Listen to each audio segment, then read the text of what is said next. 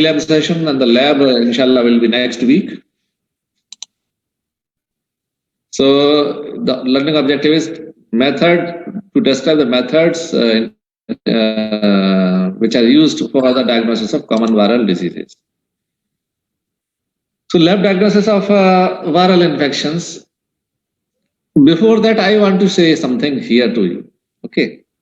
In the beginning only, I should tell you how to make the diagnosis of viruses.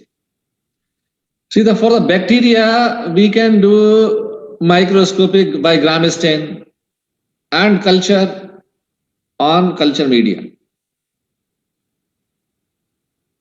But for viruses, in the common lab where the electron microscope is not there, where the high tissue culture facilities are not there, a simple microbiology lab, there mostly the diagnosis is done by 2-3 methods. Number one, because microscopy is not relevant here, because light microscopy we cannot see the virus, so that is not there. So only thing is how to make the diagnosis is mainly by the means of detecting its antigen or its DNA. If the virus is made up of what? Virus is made up of its cover, outside cover, which is made up of the protein, which is known as capsid. And some viruses, they have a lipid envelope outside. So all lipid envelope also has a protein. So all the protein is antigen for the virus. Okay. And within that protein cover, there is a nucleic acid, maybe DNA or maybe RNA. So we can also detect the DNA or RNA. And the third thing is that when the virus causes infection, our body or the patient's body produce antibody. So if we detect the antibody in the patient's blood, this is also an indication of viral infection. So 3 things we can detect in routine is that we can detect an antigen of the virus in the sample, we can detect antibody to the virus in the serum, or we can detect DNA or RNA of the virus by the help of PCR. So these are the common investigation. Just for your knowledge, I am telling this. And if the lab is good, a big lab, then we can do further investigations also, like virus culture. As you know, the virus are very small particle; they cannot multiply without cell. So what we do that we prepare the cell lines, and on that cell line we culture the virus. So in the cell line there are living cells, and inside those living cells, the virus cause infection and it can grow there. So cell lines are used for culture of the virus. So with this knowledge, we start the presentation. So first of all, we have to collect the sample and we have to transport the sample. And for transport of the samples, we use a special medium known as viral transport medium, VTM. Culture is done on the cell lines.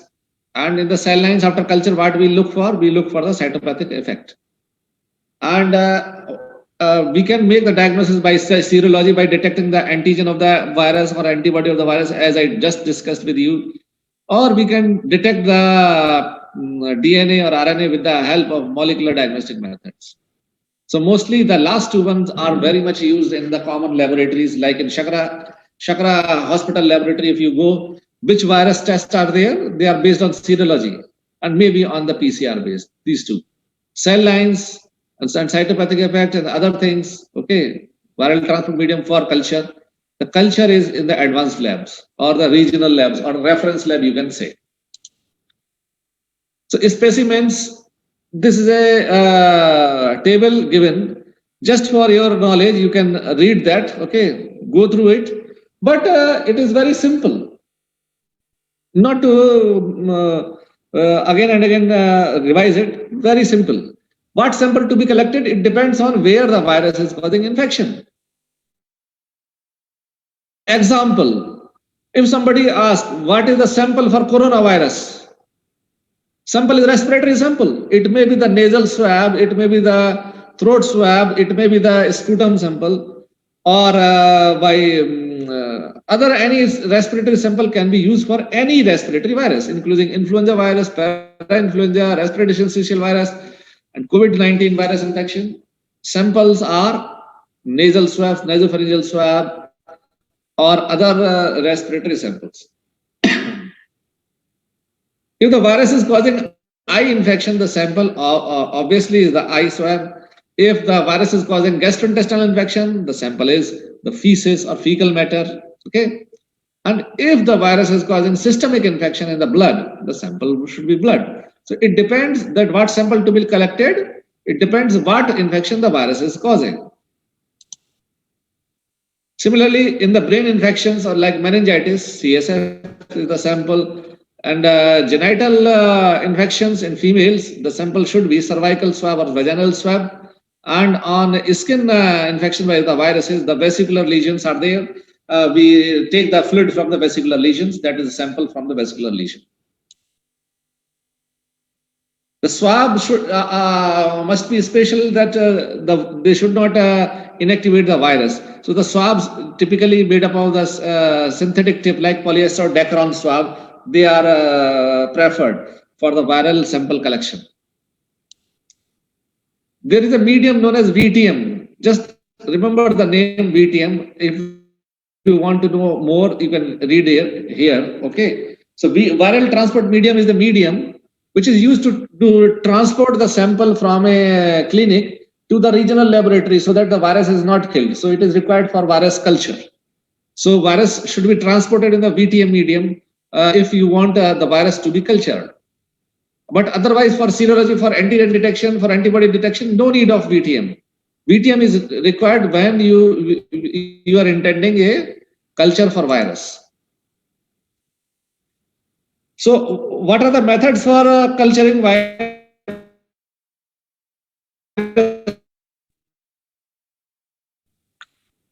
You know that there are three methods from where the living tissue can come. This is a small animal. Okay. If we inject a virus into this animal, the virus can multiply in the cells of this animal.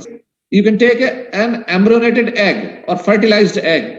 In the fertilized egg, a developing embryo is there and the cells are there. And if you inject the virus sample here, the virus can multiply in the developing cells here.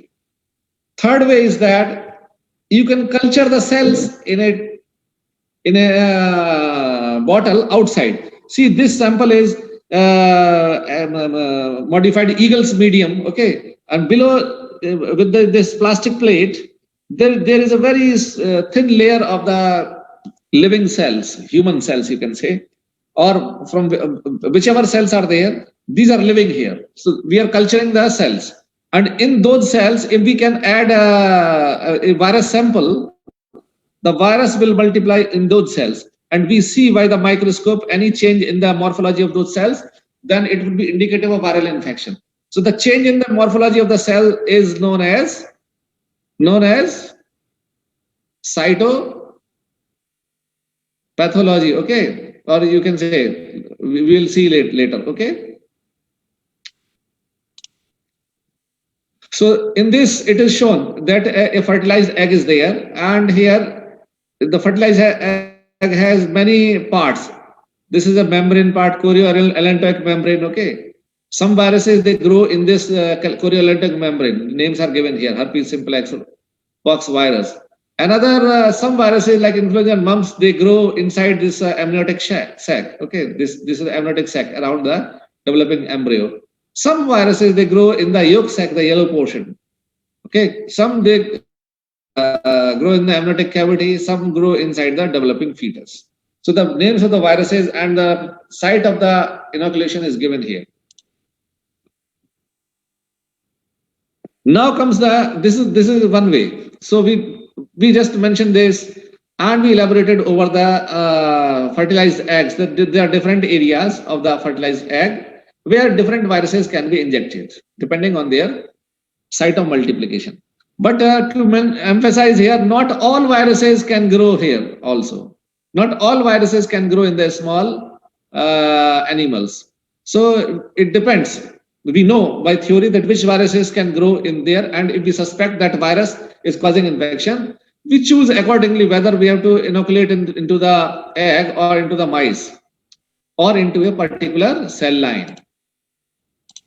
So the cell line culture, here you can see how they are produced. Cell line cultures are produced by taking the tissue from the patient or a normal individual. We take the lung tissue or any other tissue and we mix and do some treatment of the tissue so that the individual cells are separated. And then we add a nutrient medium over this, and that cause multiplication of these cells. And the cells, they cover all the surface of the petri dish or the culture bottle, okay, culture bottle surface. And this is known as cell line or cell, you can say layer of the cells. So the tissues can be a normal tissue or maybe a cancer tissue. You know that the property of cancer is to multiply, the cells are going to multiply. They multiply again and again and again and they never stop. So that property is used for making the cell line. That is known as continuous cell line. Otherwise, primary cell line, if we take from non-cancer tissue, it will stop after some time and it will die. So it will not continue. Okay. So there are two types of cell lines, primary cell line and continuous cell line. So continuous cell line are the cell lines which are made from the cancer tissue cells. So this much is okay. If you know primary cell line or continuous cell line or even cell line, basically the cells are, there are living cells in this. If we can give viruses, it will affect these cells and kill it. Okay. Continuous cell line, I told you, these are the cancer cells. For example, HeLa cells are the human cervical carcinoma cells. Becker cells are the synovial tissue carcinoma cell. Cytopathic effect. Once we inoculate the virus into these cell lines, the virus will cause some damage to the cells and will cause some pathology there. So that is known as cytopathic effect. If we see a cytopathic effect after sample inoculation, we can say yes, the sample was having the viruses. So what are the changes of in the cells after virus multiplication? There may be cell lysis or the vacuolation or the syncytia formation or the inclusion body present there. So if this photograph is there, clearly see this. This is a cytopathic effect known as ballooning. And this is a cytopathic effect known as the syncytium formation. In the morning, I told you, the same thing is here. Is there any query, any doubt here? If you have any doubt, please ask. Doctor? Yes. I want to ask you about the cells that we put it in the culture media. Yes. Does the cells grow outside the human body, like in the lung tissue? Yes, they can grow. They can grow, but how can they? The things you have to provide. Not all cells can grow, but some of them they can grow, like skin cells, mucosal cells, kidney cells, something like, or cancer cells. And then they know that a particular medium which has all the nutrients which are present in the blood or something in the body. For that, there is a very special medium, modified Eagle's medium. You need not to remember the name because that is not for you in your course, but for your knowledge, it's okay. A specialized medium is there for cell culture, which has all the vitamins, all the nutrients, and all the composition very carefully monitored, all the ions, calcium, magnesium, sodium, potassium, all balanced. Okay. So the cells can grow outside the body. And they are usually grown. I have to show the photo again to you. In a bottle like this, small plastic bottles. See, this red color is not the cell. It is a medium because you cannot see the cells with the naked eye. Cells are forming a very invisible thin sheet, single cell sheet at the bottom of this bottle. But if we see the bottom of the bottle under microscope, we see the cells. How this cell look like? I am coming to that photo again. These cells looks like this. This is in the bottom of that bottle only. So if we inoculate the bottle with some virus sample, in some samples, if it is having the herpes viruses, it will cause ballooning of the cells. So this cytopathic effect is the ballooning. And the example of the virus which caused this cytopathic effect is herpes simplex virus. Here, this cytopathic effect is typically known as syncytium formation. And the example of the virus which produced this effect is RSV, or respiratory syncytial virus. Clear? Clear, doctor. Thank you. Another cytopathic effect is formation of inclusion body. So please remember, only two inclusion bodies are here. We are showing you. For other viruses in other blocks, you will see different inclusion bodies. See, this inclusion body is for cytomegalovirus. It is typically looks like the eye of an owl. Okay, so owl's eye inclusion body is typically seen in cytomegalovirus. Here you see, here we don't see the nucleus here. Here we see in the cytoplasm, there is this body. This is Negri body in a neuron, and it is found basically in rabies infection. The serological method, any method which is used for the detection of a particular antigen or antibody is a serological method. It may be antigen or antibody both, may be detected by any of these methods, which may be immunochromatography or ELISA test. Western blot detects only the antibodies, okay, not antigen. We can use immunofluorescence techniques, we can use hemagglutination inhibition test. So let us look how immunochromatography looks like. So this is immunochromatography kit, okay, so don't forget the name. In the imtihan, we will ask you to identify the test. First thing, you have to identify the test, whether the test is positive or negative, and inference of that you have to know. So which one is positive? If in the immunochromatography test both lines are present, then the test is positive, because this line is control line, not test, and another line is a test line. And if only one line is present here, then that means it is negative. Okay. And in this well, we add the sample, and if after 5 to 10, 15 minutes, 15 to 20 minutes, if two lines appear, the test is positive, and if there is only one line, then the test is negative. So it can be used for detection of antigen as well as antibody of the viruses.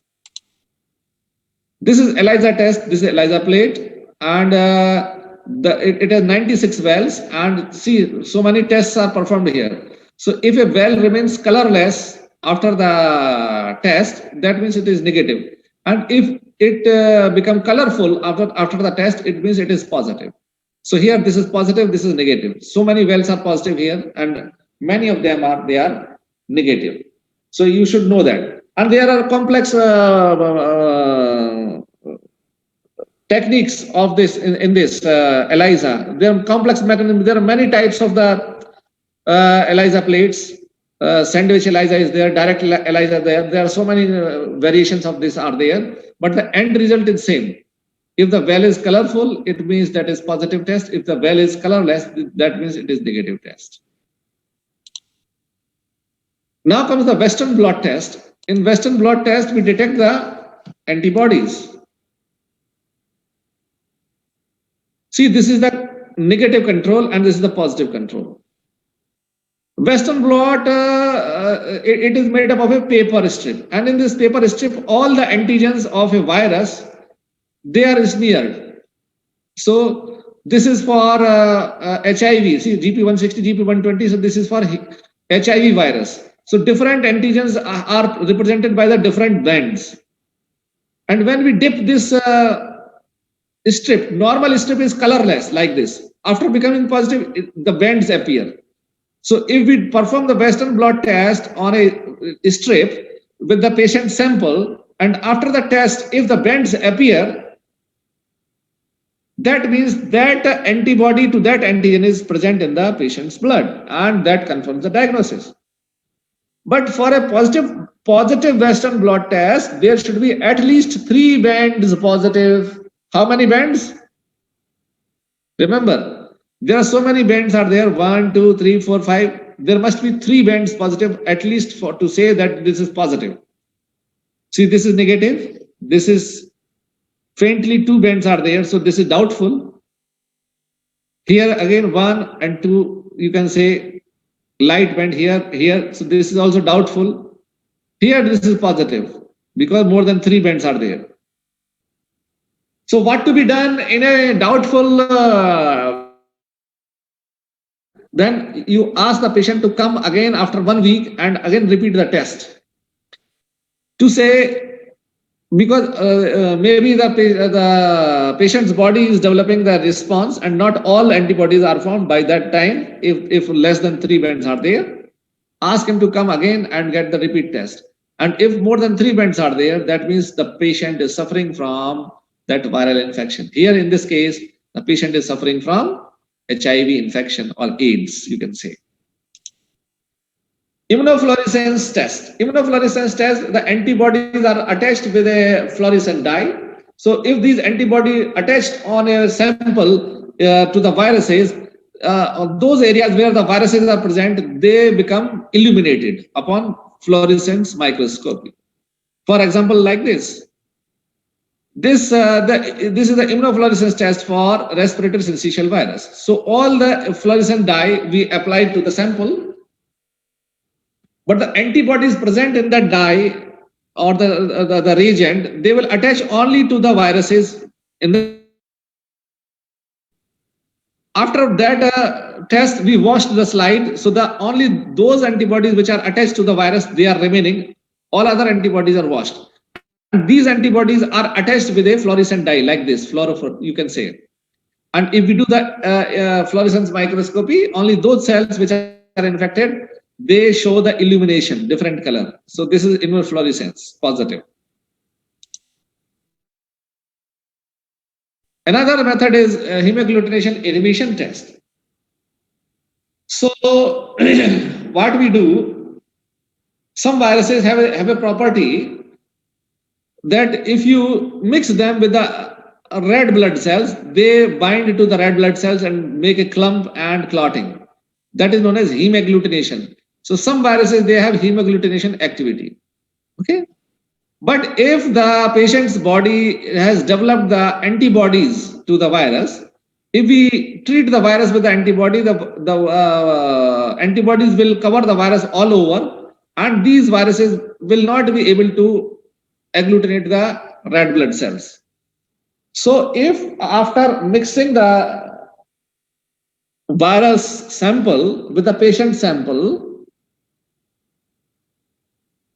if the hemagglutination activity of the virus is lost like this, then it means the patient is having the antibody to that virus. So in hemagglutination inhibition assay, a center dot structure, it is negative test. Okay, and when it forms a carpet, covers all the area, then this is a positive hemagglutination test. But in this case, hemagglutination inhibition is occurring here because the antibodies to the virus are present in the patient's blood and hemagglutination is inhibited. So that means the patient is having antibodies to the virus. Then comes the polymerase reaction for the detection of viral. Doctor, please. Yes. How can I differentiate between the normal sample and the one who has antibodies for the virus? See, this control sample, we do not add any serum. We do not add any virus. So do you see any virus here in control? No, it's clear. No. Right now. So okay. because there is no virus, so these RBCs will not agglutinate and they will settle as a dot in the center, in the bottom of the tube. Okay. But here, do you see here? Virus is there, RBC are there, mixing there. Yeah. Without the antibody, they are forming the carpet. But when we apply the antibody, this carpet forming activity or hemagglutination activity of the virus is lost because the antibodies have covered the virus. And then still the RBCs, they are not affected by the virus, so they will settle as a dot in the center. You got it? Yeah, thank you. Before I discuss polymerase chain reaction, I want to take your attendance. I think all the 27 students have written their attendance.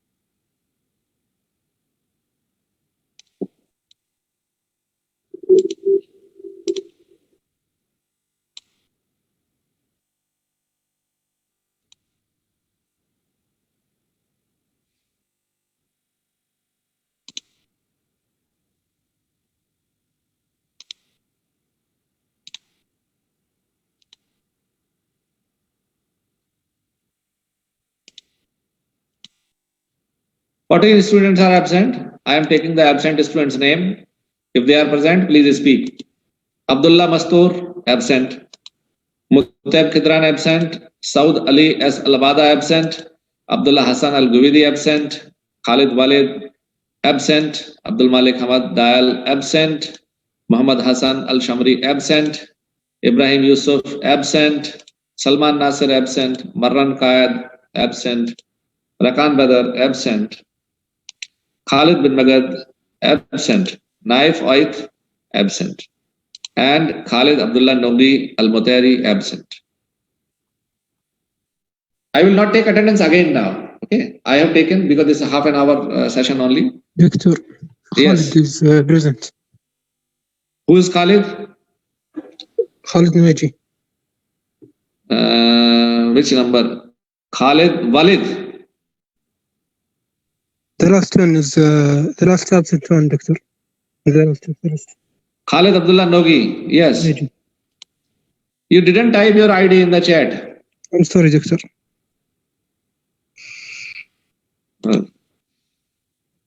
Khalid Nogi Majud now. Okay. Okay, now present.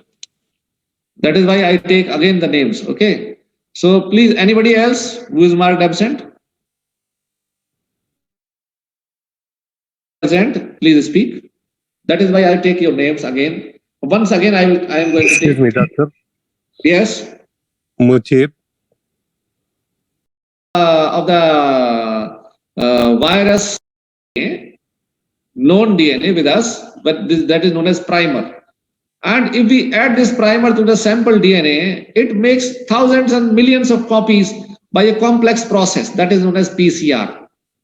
And that is known as amplification. Amplification means increase in their number, in that sequence number or the number of the DNA fragment. So because the fragment number of DNA that increases too much, and we can easily detect that the high amount of the DNA, and we can say that that virus is present or not present depending on the PCR. The PCR detects the DNA of the virus.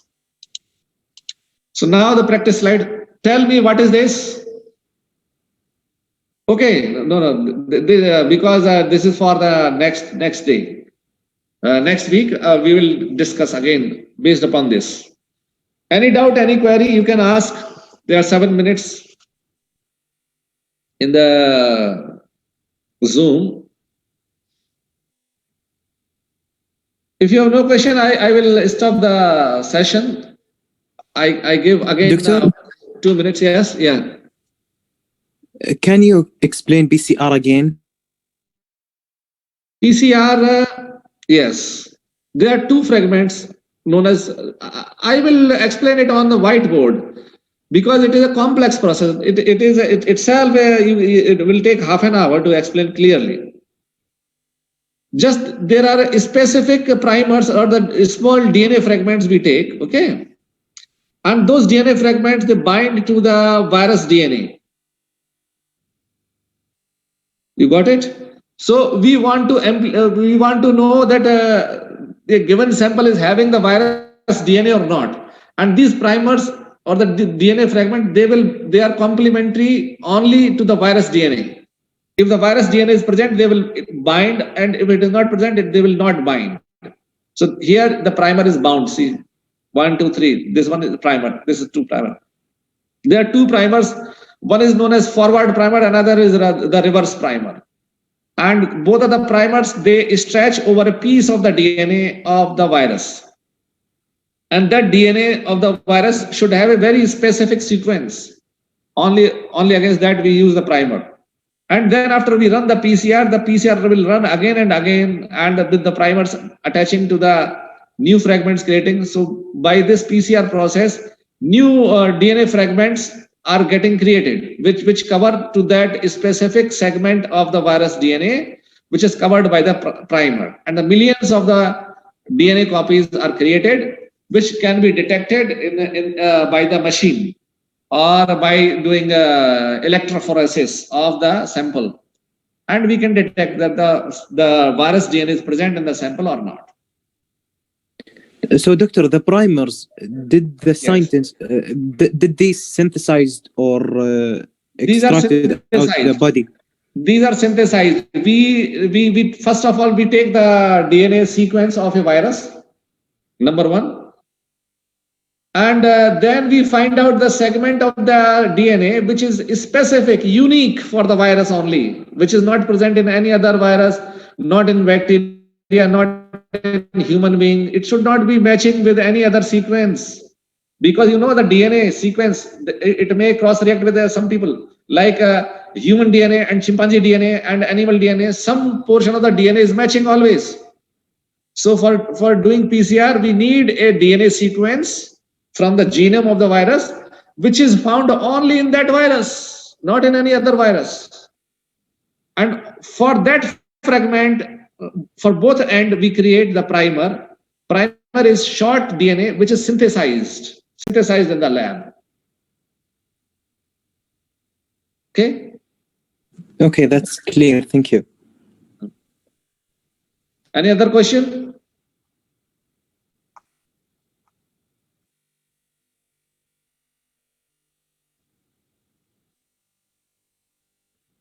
Okay, if there is no question, then I end the session here.